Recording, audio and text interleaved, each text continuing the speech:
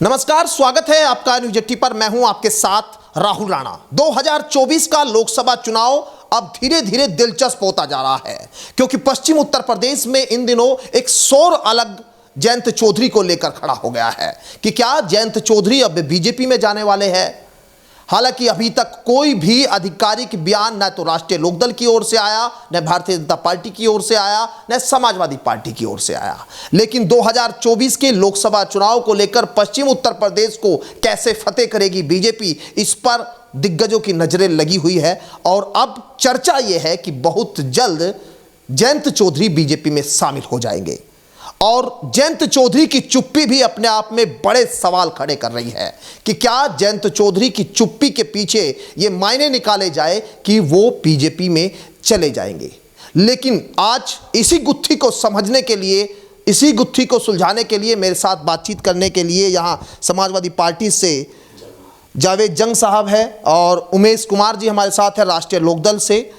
और आज चर्चा इसी बात पर हम कर रहे हैं कि आखिर अगर जयंत चौधरी बीजेपी के साथ चले जाते हैं तो गठबंधन क्या होगा, पश्चिम उत्तर प्रदेश के माहौल का क्या होगा, और क्या 2024 में भारतीय जनता पार्टी एक बार फिर पश्चिम उत्तर प्रदेश सहित उत्तर प्रदेश में या देश में इसका असर, उनके फायदे, उनको इसका नुकसान क्या होने जा रहा है, यही समझेंगे और बातचीत करेंगे।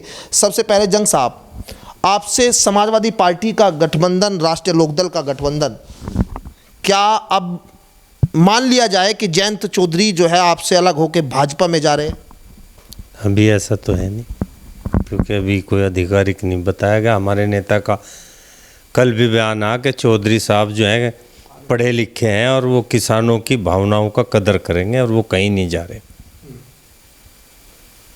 चलिए, राष्ट्रीय लोकदल से उमेश जी, आप जा रहे हैं, पक्का हो गया, अब तो डील हो गई पक्की, 4 सीटें मंत्री केंद्र में, राज्य में बन गए। अब देखिए, ये जितनी भी खबरें हैं वो आप लोगों के माध्यम से, जो अपने हमारे मीडिया के बंधु हैं या हमारे चैनल्स हैं, उनके माध्यम से हमें खबरें मिल रही हैं।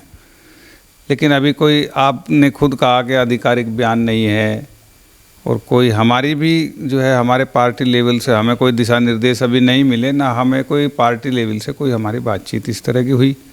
लेकिन ये सबको विश्वास है, वो चाहे पक्ष हो विपक्ष हो कोई भी, कि जयंत चौधरी जी एक बहुत ही शिक्षित और पढ़े लिखे सुलझे हुए व्यक्ति हैं और राजनीति में कभी भी कोई निर्णय भावनात्मक नहीं लिया जाता। बहुत सोच समझ के, परख के, राजनीतिक पार्टी के दृष्टिकोण से, उनके जो है अपने वोटर्स के माध्यम, उनकी जो है चिंताओं को देखते हुए अपने जो है सपोर्टर्स को बहुत सोच समझ के निर्णय लिया जाता है। जो जयंत चौधरी बहुत विद्वान है, वो इस पार्टी को जो है 1 से 9 तक लाए, वो उनकी बुद्धिमत्ता का ही परिणाम है। और शिक्षा के क्षेत्र में तो उनका जो है कोई मुझे बताने की ज़रूरत नहीं है, हर व्यक्ति जानता है। तो अब क्योंकि ये बात निकल कर कैसे आए, क्योंकि चुप क्यों है जयंत चौधरी जी? अगर उनको नहीं जाना भाजपा में तो एक बयान दे दे, स्पष्ट कर दे, आप लोगों को जरिए बयान दे दे। आज मैं खबर पढ़ रहा था कि उन्होंने अपने प्रवक्ताओं को भी कह दिया कि कोई इस मामले पर अब कोई बयान नहीं देगा, उसको हम आधिकारिक बयान नहीं मानेंगे। अब ये चुप्पी का क्या मतलब? सही बात है, जब पार्टी के हमारे राष्ट्रीय अध्यक्ष जी हैं, वो किस रणनीति के तहत काम कर रहे हैं, अभी आधिकारिक बयान तो पार्टी के स्तर से ही जारी होता है। ये तो हमारे जो हम स्थानीय नेता हैं, हमारी अपनी निजी राय होती हैं, और निजी राय में भी मैं अपनी एक बात को जोड़ूंगा कि जयंत चौधरी जी का जनाधार बहुत मजबूत है और जयंत चौधरी जी में हमें पूरी आस्था और विश्वास है, और वो जो निर्णय लेंगे वो निर्णय भी मजबूत होगा और उनके समर्थक उसे जो है निर्णय को फॉलो करेंगे, और उनके साथ में उनका जनाधार मजबूती के साथ खड़ा है, वो खड़ा रहेगा उनके साथ में। अच्छा, आज तो दोनों लोग एक साथ है, सपा भी और राष्ट्रीय लोकदल भी। ये गैप आप लोगों को लग रहा है कि अब भाजपा में जब चले जाएंगे तो एक गैप जो है वो परमानेंट के लिए हो जाएगा? क्योंकि ये चीज़ तो अंदर खाने चर्चा चली रही है ना, आप लोगों भी, क्योंकि मेरे पास तो ये सूचना भी आ रही है कई ज़िले से, बागपत से और ज़िलों से, कि अब जो समाजवादी पार्टी के सिंबल पर अब चुनाव जो लड़ना चाहते हैं वो सक्रिय हो गए, लखनऊ जाने लगे, क्योंकि अगर वो सीटें जहां पर जयंत चौधरी को लड़ना था वहां अब समाजवादी पार्टी के उम्मीदवार इसलिए सक्रिय हो गए कि शायद हो सकता है कि इस बार टिकट उनको मिल जाए, ऐसा भी कुछ होगा, है ना? ऐसा है कि हम इस बात को नहीं मानते, क्योंकि समाजवादी पार्टी से गठबंधन करने के बाद आदरणीय अखिलेश यादव जी के वोटर ने लोकदल को 0 से 9 विधायक दिए और 40 विधायकों पर राज्यसभा मिलती है। आदरणीय अखिलेश यादव जी ने जयंत जी को राज्यसभा दी। तो मैं नहीं मानता कि जयंत जी इतने समझदार आदमी, जैसे हमारे नेता भी कह चुके कि वो काबिल हैं, पढ़े लिखे हैं और किसान की भावनाओं के अनुरूप वो बीजेपी में नहीं जा सकते। अच्छा जावेद जी, अगर चले जा रहे हैं जैसे खबरें, आपको इसका कुछ असर लगता है कि असर आपके चुनाव पर इस पर पड़ेगा? ये तो वक्त बताएगा जी, ये अभी हम कुछ नहीं कह सकते। हम कैसे मान लें जब हम ये कह रहे हैं कि हमारे नेता ने इतना दिया, तो जाने का तो है नहीं। और किसान जिस पे वो राजनीति करते हैं, किसान देखिए जिस जगह वो जाना चाहते हैं, उन लोगों ने 13 महीने किसान को तड़पाया और हजारों लोगों की शहादत होकर वो काले कानून वापस हुए। तो मैं नहीं मानता कि जयंत जी जाएंगे। आप लोग बिल्कुल आश्वस्त है, क्योंकि अखिलेश यादव भी कह सके कि भाई सुलझे हुए नेता है, नहीं जाएंगे। लेकिन चुप्पी से आपको चुभ रही है कहीं, ये चुप्पी आपको उनकी? भाई ये उनका काम है। हमारे नेता ने तो इतना साथ दिया कि शायद ही कोई दे पाता है। 40 विधायकों से राज्यसभा मिलती है और 0 से 9 विधायक बने हैं।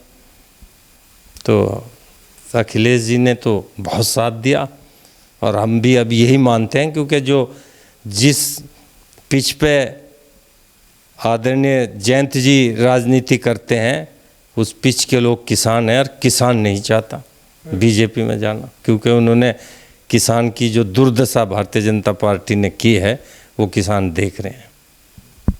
उमेश जी, क्योंकि राष्ट्रीय लोकदल पहले भी भारतीय जनता पार्टी के साथ गई और अब जो सीटों को लेकर पैंच अखिलेश यादव जी के साथ फंसा हुआ है, 7 सीट देने की बात की, उसमें से प्रत्याशियों की बात आई कि समाजवादी पार्टी के सिंबल पर ये प्रत्याशी कैराना, मुजफ्फरनगर, बिजनौर और कई सीटों पर जो है का 7 सीटें दी, उसमें से 3-4 सीटों पर समाजवादी पार्टी के कैंडिडेट की बात आई। ये कहीं आपको लग रहा है कि इसके पीछे कुछ नाराजगी चौधरी साहब की है, नेताओं की है? देखिए, मैं इसे स्पष्ट रूप से नहीं कह सकता नाराजगी का, क्योंकि ये उच्च स्तर पर होता है। लखनऊ स्तर पर, दिल्ली स्तर पर ये निर्णय लिए जाते हैं, वहीं पे अपनी मीटिंग होती है। इस चीज़ का तो खुलासा वो बाद में ही करेंगे। लेकिन बीजेपी के साथ में भी उन्होंने गठबंधन किया था पहले। 5 सीटें उस समय लड़ी थी, 5 की 5 जीती थी लोकसभा की। तो कुछ चीज़ें जो गठबंधन में समाजवादी राष्ट्रीय लोकदल का जब विधानसभा में गठबंधन हुआ था, तो उनमें कुछ सीटों पर जो है समाजवादी के साथ में, जैसे हमारी सिवाल खास है, माठ है, इन चीज़ों पे कुछ ऐसी चीज़ें रही थी। उस टाइम भी वह चर्चा का विषय रही थी कि वे जयंत चौधरी जी के पास होते हुए भी फिर उनसे वापस चली गई थी। हो सकता है इस तरह के बहुत सारी चीज़ें हैं, वो उस चीज़ को राष्ट्रीय स्तर पर ही वही निर्णय लेंगे। लेकिन निर्णय जो भी होगा, एक बात तय है कि जयंत चौधरी जी का महत्व है। महत्व उस दिन भी था जिस दिन उनके वोट परसेंटेज का महत्व उस दिन भी था, जिस दिन जो है वो उनका मात्र एक विधायक जीता था राष्ट्रीय लोकदल का। लेकिन उसका वोट प्रतिशत सिद्ध कर गया था कि विपक्ष की सीटें बहुत भारी संख्या में कम हुई थी। जैसे समाजवादी पार्टी जो है खिसक कर 45 पे आ गई थी और पश्चिम में तो नगण्य हो गई थी। जैसे राष्ट्रीय लोकदल को फायदा हुआ समाजवादी का, तो समाजवादी भी जो है नीचे से खिसक के 110 पे पहुंच गई। और बीजेपी में जयंत चौधरी जी जब पहले थे तो उस टाइम पर वो अजीत सिंह जी, तो 5 सीटें थी, 5 की 5 जीतती थी। लेकिन वोटर्स की भावना और सपोर्टर्स का जो है ख्याल जयंत चौधरी जी रखेंगे। वो जो भी निर्णय लेंगे, अभी हम कह नहीं सकते कि वो क्या निर्णय लेंगे, लेकिन ये तय है कि जयंत चौधरी जी का राष्ट्रीय राजनीति में या प्रदेश स्तर की राजनीति में अपना एक स्थान है, अपना एक महत्व है। उन्होंने भरतपुर की सीट को भी दोबारा जीता है राजस्थान में। और जो राष्ट्रीय लोकदल की महत्व और उसका परसेंटेज का अगर महत्व ना होता तो बीजेपी जो पूर्ण बहुमत से भी बहुत ऊपर की सरकार है तो वो उनसे बातचीत क्यों करती है? अगर मैं खबरों के आधार पर कहूँ टीवी चैनल की, तो वो उनसे बातचीत क्यों करती? उनका कहीं ना कहीं महत्व है, उनका अपना वोट बैंक है, उनके अपने सपोर्टर्स उनके साथ मजबूती से खड़े हैं। लेकिन मैं ये नहीं कह सकता कि वो अभी किसके साथ जाएंगे, ये चीज़ें हमें कहनी भी नहीं है, राष्ट्रीय स्तर से इसका निर्णय होगा। लेकिन जयंत चौधरी जी का अपना पश्चिम में महत्व है, पश्चिम में भी है और राजस्थान का जो पश्चिम से लगा हुआ इलाका उसमें भी अपना एक महत्व है। तो मैं तो इतना ही कह सकता हूँ। तो अभी ये कह रहे हैं कि जयंत चौधरी को 10 साल से ज़्यादा हो गए सत्ता से बाहर। चौधरी अजीत सिंह भी जब सत्ता में रहे तो उन्होंने जाट आरक्षण, कांग्रेस की सरकार में जो जाट आरक्षण दिलाया, हालांकि जब भाजपा की सरकार आई तो वो आरक्षण जो है चला गया, वो होने नहीं दिया गया। अब चौधरी चरण सिंह को भारत रत्न की मांग यहाँ पर कह रहे हैं। इन मुद्दों पर अगर सहमति बनती है, क्योंकि आप लोगों की बात होती है नेताओं से, तो उन मुद्दों पर आप लोगों को लगता है कि सहमति बनती है तो भाजपा के साथ जाना मुफीद है, सही है, सपा से ज़्यादा भाजपा के साथ आप जा सकते हैं, ऐसा लगता है? देखिए, समाजवादी पार्टी का अपना एक अधिकार क्षेत्र है प्रदेश स्तर तक। भारतीय जनता पार्टी के साथ में अगर वास्तव में भारतीय जनता पार्टी उन्हें जो है उनसे उनका गठबंधन की बात है और वो उन्हें अपने साथ लेना चाहती है, तो उनकी किस चीज़ पे बात हुई, जाट आरक्षण पे क्या बात हुई, राष्ट्रीय स्तर पर वो उन्हें क्या लाभ मिलेगा। लेकिन जयंत चौधरी जी यदि सत्ता के प्रति आकर्षित होते तो वो लगातार जो है 10 साल उन्होंने विपक्ष में मजबूती के साथ काम किया है और संघर्ष किया, तो वे विपक्ष में जाने का तो प्रस्ताव जो है उनके पास पहले भी था। अमित शाह जी ने पहले भी उन्हें कहा था कि जयंत बहुत होनहार है, बहुत काबिल है। तो आप अमित शाह जी की बात को अगर आप याद करें तो उनकी पहले भी तारीफ हुई और अमित शाह जी ने जाट नेताओं की भी बैठक बुलाई थी दिल्ली में। तो महत्व तो है, लेकिन उन्होंने उस समय भी विपक्ष में रहकर और जो है सत्ता की राजनीति को छोड़ा था और विपक्ष में रहकर अपना मजबूती से काम किया था। अगर सत्ता के लोभी नहीं है, मैं तो इतना कह सकता हूँ, लेकिन कहीं ना कहीं वो उन्होंने बहुत मजबूती से कोई चीज़ें देखी होंगी या परखी होंगी, उन्हीं पे विचार विमर्श वे कर रहे हैं। अब वो क्या करेंगे, समाजवादी के साथ रहेंगे या भाजपा के साथ, लेकिन वो निश्चित रूप से पार्टी हित के लिए और देश समाज के लिए कार्य करेंगे।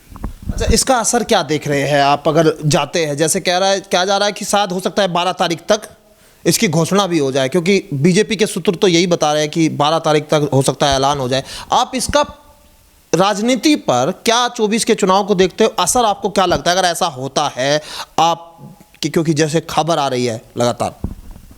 देखिए, आप पिछला परिणाम भी अगर देखें, अगर बीजेपी के साथ वे गए तो उनका अपना यहाँ एक जनाधार है, निश्चित रूप से एक जनाधार है, वो उनके साथ है और वो रहेगा।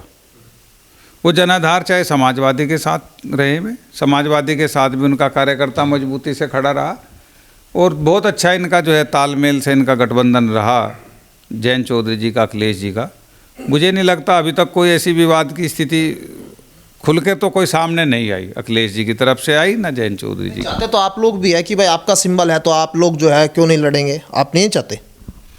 देखिए, वो सिंबल जो भी हुए विधानसभा में वो सब सहमति से हुए। कहीं आपने विधानसभा प्रचार के दौरान या किसी और चीज़ में आपने जयंत चौधरी जी, अखिलेश में कोई इस तरह की आपने कोई कंट्रोवर्सी नहीं देखी होगी कि किसी तरह की, या प्रचार प्रसार में कोई कमी नहीं देखी होगी। समाजवादी की सभी सीटों पर जयंत चौधरी जी ने बखूबी प्रचार किया था और यहाँ पे भी जो है हमारी राष्ट्रीय लोकदल की सीटों पे भी अखिलेश यादव जी शामली में आकर बड़ा अच्छा उन्होंने सहयोग और प्रचार किया था, उसका परिणाम भी बेहतर रहा था। अच्छा, एक सवाल मेरे मन में आ रहा है, क्योंकि अभी आपको लगता है कि जाट वोटर जो है एक मूल वोटर है राष्ट्रीय लोकदल का, अखिलेश यादव के साथ गठबंधन में होने से आपके साथ वो वोट बैंक भी जुड़ा है। अब अगर आप भाजपा के साथ जाएंगे तो आपके पास मूल वोट क्या आधार वोट का है आपके पास में होगा भाजपा के साथ? क्योंकि भाजपा के पास तो 50% 40% जाट अभी भी है, आपके पास 40% 50% जो भी आपके पास वही जाट है। मुस्लिम जो आपके पास है वो अखिलेश यादव के गठबंधन की वजह से। क्या आधार आपको लगता है कि भाजपा में जाने से वो आधार आपके पास मजबूत हो जाएगा? देखिए, पहली तो बात, अगर आप विधानसभा के आंकड़े यहाँ के देखें जनपद शामली के, तो यहाँ पे जो है जाट वोटर्स जो है शामली थाना भवन विधानसभा पे तो 20 से 25% के करीब बीजेपी को मिला था, 70-75% जयंत चौधरी जी के साथ गया था। शामली विधानसभा पे वो 30% था, 30 से 35% तक था।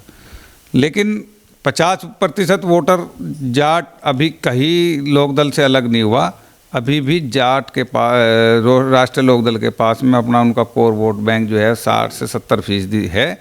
और आप कह रहे हैं कि जाट वोटर्स है, जाट वोटर्स नहीं है। सिख समाज ने भी बहुत मजबूती के साथ में वोट किया था राष्ट्रीय लोकदल के साथ में। और आप पीलीभीत की तरफ अगर चुनाव देखें, नगर पालिका के चुनाव में आप देखें तो पीलीभीत साइड में भी जो है उन्होंने सिख समाज ने बहुत मजबूती से साथ लोकदल के साथ खड़े थे।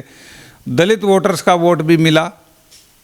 आप जो है हर गांव में अगर आप जो है दलित वोटर्स का प्रतिशत आप जाट कैंडिडेट के साथ देखेंगे तो विधानसभा चुनाव में आपको दलित का वोट भी जो है राष्ट्रीय लोकदल के प्रत्याशी के पक्ष में डला था। अब वो चीज़ें समय के अनुसार और भी परिस्थिति बदलती रहती है और मुझे उम्मीद है, लेकिन अधिकतर वोटर जो है जो राष्ट्रीय लोकदल का है वो चौधरी साहब के साथ ही रहेगा, उनके फैसले के साथ रहेगा। वो फैसला चाहे जयंत चौधरी जी जो है समाजवादी के साथ ले, चाहे बीजेपी के साथ ले, जो पार्टी इसके लिए तो लग रहा है कि कुछ बढ़त मिलेगी वहाँ भाजपा में जाने से, कुछ बढ़त लगता है, कुछ आधार, क्योंकि कुछ तो होगा ना। देखिए, अभी ना तो मैंने इस चीज़ में कोई विश्लेषण किया, ना मैं अपना कोई इस तरह का कोई बयान दे सकता कि बढ़त होगी कि नहीं होगी। वो जयंत चौधरी जी तय करेंगे। यही सवाल मैं आपसे भी कर लेता हूँ कि जाट मुस्लिम वोटों की राजनीति आप कैसे पश्चिम यूपी में देखते हैं? इसका असर जयंत चौधरी के अगर भाजपा में चले जाते हैं तो आपको इसका असर क्या दिखता है? देखिए, मेरा मानना यह है बीबी कि चौधरी साहब के साथ ऐसे कर रखा है सरकार ने कि वो बीजेपी में नहीं जा सकते, क्योंकि चौधरी साहब का उस वक्त में मकान खाली करवाया। जब बड़े चौधरी चुनाव हार गए तो और भी लोग चुनाव हारे थे, लेकिन चौधरी साहब का कसदन मकान खाली करवाया। जब जयंत चौधरी जी हाथरस गए, आज भी मैं वीडियो चल रही, उन पर लाठीचार्ज करवाया, एक कोने में खड़े करके पिटाई करवाई। किसानों के आंदोलन में 750 किसान शहीद हुए, जो लोकदल का आधार है। तब 13 महीने तंग करने के बाद वो काले कानून वापस हुए। तो ऐसा कुछ लगता नहीं कि चौधरी साहब चले जाएंगे। मैं अभी भी ये कह रहा आपको, और हमारे नेता ने चौधरी साहब के साथ सहयोग करने में कोई कमी नहीं की। जैसे मैंने बताया कि 0 से 9 विधायक बनवाए, राज्यसभा दी, जो 40 विधायकों पर राज्यसभा बनते। अभी तो आप सुर मिला ही रहे हैं राष्ट्रीय लोकदल के साथ, अब अगर चले जाते हैं तो फिर ये सुर तो बदल जाएंगे। ये उसके बाद की बात है, अभी नहीं हम कह सकते, क्योंकि यहाँ पश्चिम में भी समाजवादी पार्टी का बहुत बड़ा जनाधार है। उन्होंने साबित भी किया, जैसे विधानसभा चुनाव में भी जो सदर की सीट है वो पूरे उसमें से निकल के जब वो मेन समाजवादी के वोटर में गए कांधला में, तब कैंडिडेट लूज कर रहा था। वो बढ़त, वो लूजिंग पूरी करवाई और चुनाव जितवाया। उसके बाद कांधला में नगर पालिका के चुनाव हुए, लोकदल और समाजवादी सीधे सीधे लड़े आमने सामने, और समाजवादी जीती और वो 3 नंबर पर है। तो एक समाजवादी का बहुत बड़ा जनाधार है जो साबित किया है।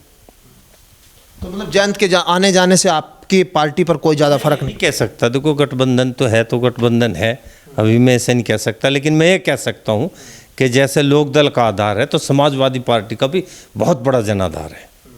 तो इंडिया गठबंधन कहीं बिखर क्यों लग रहा है आपको? बिखराव क्यों लग रहा है? बिहार में देखिए नीतीश जी चले गए, और यहाँ अब अगर जयंत जी चले जाए तो फिर तो इंडिया गठबंधन बिखर ही जाएगा। आपको तो फिर वही राजनीति करनी पड़ेगी जो भाजपा वाले कहते हैं कि भाई इंडिया गठबंधन जो है वो बना और चला गया। अब कुछ भारतीय, क्योंकि आप भी फिर एक दिन झंडा तो भारतीय जनता पार्टी का और राष्ट्रीय लोकदल का एक बार फिर चलेगा एक साथ हैं। देखिए, अभी झंडा और डंडे की कोई बात ही नहीं है, किसका झंडा है किसका डंडा है। अभी तो हमारे हाथ में सिर्फ राष्ट्रीय लोकदल का झंडा है और वो हमेशा रहेगा। रही गठबंधन की बात, पार्टियां जो है गठबंधन में, जब कोई गठबंधन बनता है, एनडीए है, इंडिया है, पहले यूपीए रहा, तो उसमें उनके घटक दल हमेशा, जब भी कोई चुनाव आता है विधानसभा का या लोकसभा का, तो उनके जो है गठबंधन के जो घटक दल होते हैं वो बदलते रहते हैं परिस्थिति के अनुसार। आम आदमी पार्टी का किसी ने सोचा था क्या जो है कांग्रेस के साथ गठबंधन होगा, लेकिन वो उनकी जो है दिल्ली में वो चीज़ें उनकी सीटों की सहमति बन गई। इसी तरह जो है कभी हरियाणा में जो है बीजेपी एक विधायक की पार्टी थी और वो चौटाला परिवार के सहारे उसमें आई थी, और उसके बाद में आज बीजेपी वहाँ पे जो है आज मेन पार्टी है और चौटाला परिवार उनके साथ सहयोगी के रूप में है। तो चीज़ें तो समय के अनुसार बदलती रहती है। तो आप तैयार है ना बदलने के लिए? ये जयंत चौधरी जी निर्भर करेंगे, हम तो बदले नहीं, हम तो आरएलडी में हैं तो आरएलडी के ही हैं। चलिए, शुक्रिया बहुत बातचीत करने के लिए। और राष्ट्रीय लोकदल और समाजवादी पार्टी के नेता अभी तो साथ है, लेकिन कब तक साथ रहेंगे ये देखना बड़ा दिलचस्प है। और नेताओं को भी इंतजार है चौधरी साहब के जवाब का, क्योंकि चुप्पी एक अपने आप में बड़े मायने रखती है। और पश्चिम उत्तर प्रदेश की सियासत अब चौधरी साहब के इर्द गिर्द दिखाई दे रही है। जयंत चौधरी अब बीजेपी के लिए या समाजवादी पार्टी के लिए, इंडिया गठबंधन के लिए पश्चिम उत्तर प्रदेश में एक तुरप का इक्का बनकर यहाँ दिखाई दे रहे हैं। अब ऐसे में होगा क्या? जयंत चौधरी आखिर जाएंगे कैसे, कहाँ जाएंगे? क्या 12 तारीख के जो कार्यक्रम था वो कैंसिल हुआ? उसके पीछे की मंशा क्या है? क्योंकि तमाम खबरें चल रही है कि अब, क्योंकि बीजेपी के लोग तो सीधे कह रहे हैं कि 100% जो है जयंत चौधरी यहाँ बीजेपी में जा रहे हैं। लेकिन सियासत में क्या इसका असर होगा ये जरूर देखना दिलचस्प होगा। मेरे सहयोगी कमल के साथ मैं राहुल राणा, न्यूज़ 18।